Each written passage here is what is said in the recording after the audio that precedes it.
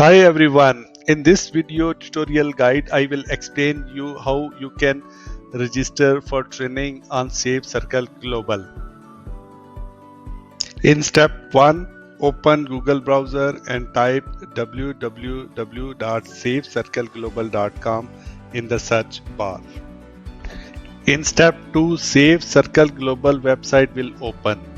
On the menu bar, click on Services.